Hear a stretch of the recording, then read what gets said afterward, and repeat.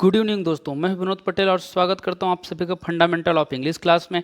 आज हम इस क्लास में इंडेफिनिट टेंस का पास्ट और फ्यूचर कंप्लीट करेंगे। तो चलिए दोस्तों, हम इंडेफिनिट टेंस में समझते हैं कि इंडेफिनिट टेंस जो है आपको किसी कार्य का पूरा होना या पूरा नहीं होना, इसके बारे में कोई जानकारी नहीं देता है और यह अधिकतर किसी आदत और यूनिवर्सल ट्रूथ, शाश्वत सत्य को प्रकट करता है। और ऐसे सेंटेंस आते हैं जो किसी फिक्स्ड प्रोग्राम, निश्चित कार्यक्रम के बारे में बता रहे हों या हाल फिलहाल में ही हुई घटना के बारे में कहा जा रहा हो। तो ये जो इंडेफिनिट टेंस है दोस्तों, ये 3 फॉर्मेट होंगे इसके, प्रेजेंट, पास्ट और फ्यूचर। तो हमने इंडेफिनिट टेंस का प्रेजेंट कंप्लीट कर लिया है। आज हम देखेंगे पास्ट, जो बीते हुए समय की बात करता है, जिसमें अधिकतर हमको अंत में ता था, ती थी, ते थे जैसे शब्द देखने को मिलेंगे। या था, ये थी, ये थे ऐसे शब्द भी मिलेंगे। और रही बात फ्यूचर टेंस की, तो ये आने वाले समय की बात करेगा, किसी प्रिडिक्शन के बारे में बताएगा, अनुमान के बारे में बताएगा। और यहाँ अधिकतर आखिरी में ता होगा, या होगा, ती होगी, या ई होगी, या ते होंगे, या ये होंगे जैसे शब्द आपको सुनने को मिलेगा। चलिए दोस्तों, हम तीनों के बारे में एक जनरल फार्मूला को हम देख लेते हैं कि इनमें कन्वर्जन कैसे किया जाता है। यदि आपने किसी एक को अच्छे से समझा है तो बाकी को आपको ज़्यादा परेशान नहीं करेगा। तो चलिए हम देख लेते हैं। यदि प्रेजेंट टेंस हो तो सबसे पहले लिया जाता है सब्जेक्ट। सब्जेक्ट के बाद यदि वर्ब जो है आपका नेगेटिव हो तो एम, इज, आर का यूज़ करते हैं वर्ब के पहले, या जो भी वर्ड आता है उससे पहले। यदि वर्ब आपका पॉजिटिव हो तो पॉजिटिव वर्ब के साथ एस या ईएस का यूज़ करते हैं। फिर आपका आता है ऑब्जेक्ट, फिर आपके आते हैं अदर, जो भी सेंटेंस में अदर वर्ड होते हैं, अदर जो भी होगा वो सबसे लास्ट में आप ऐड करेंगे। यदि यही चीज़ आपका पास्ट टेंस में हो, जिसके लास्ट में ता था, ती थी, ते थे जैसे वर्ड आए, तो उसके लिए हम यूज़ करते हैं सबसे पहले सब्जेक्ट होता है। सब्जेक्ट के बाद यदि नेगेटिव वर्ब हो तो वाज या वर का यूज़ करते हैं वर्ब के पहले।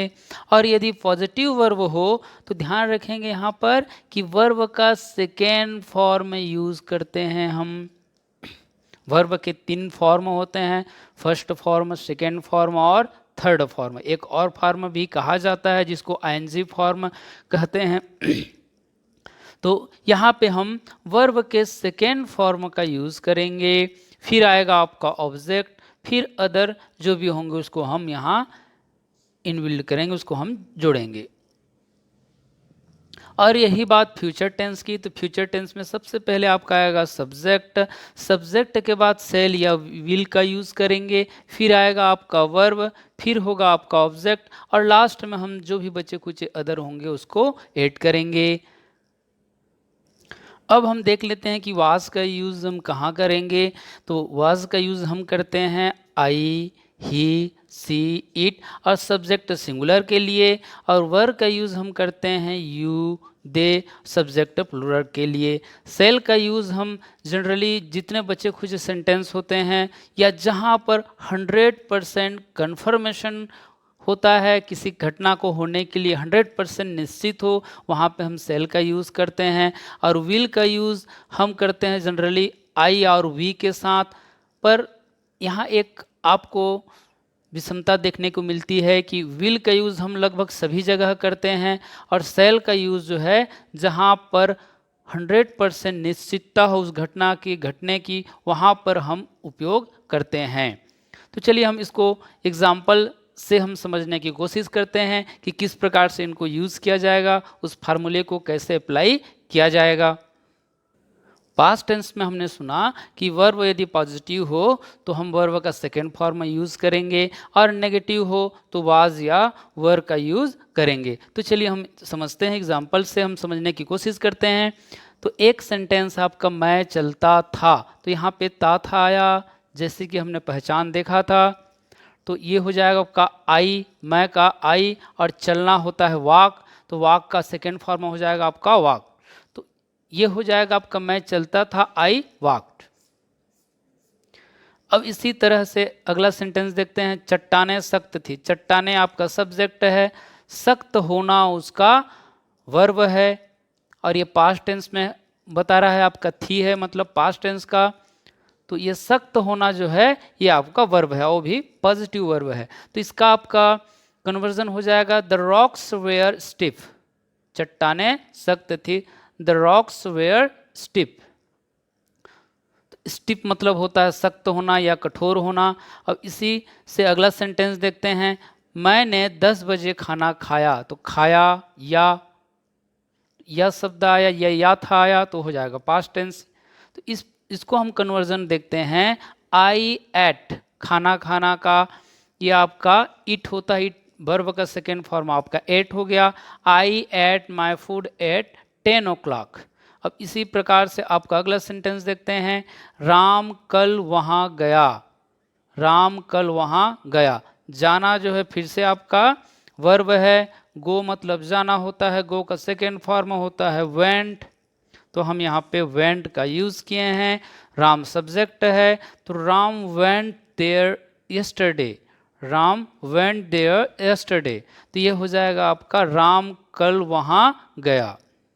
अब हम अगला सेंटेंस देखते हैं, मैं शिक्षक था, तो किसी का कुछ होना जो है आपका नेगेटिव वर्ब होता है, तो मैं शिक्षक था, तो यहाँ पे आपका शिक्षक होना जो है नेगेटिव वर्ब है। तो नेगेटिव वर्ब में इसको हम देखते हैं सब्जेक्ट को, सब्जेक्ट क्या है, सब्जेक्ट सिंगुलर है तो वाज का यूज़ करेंगे, और सब्जेक्ट प्लूरल है तो वर का यूज़ करेंगे। तो ये हो गया आपका आई वाज अ टीचर।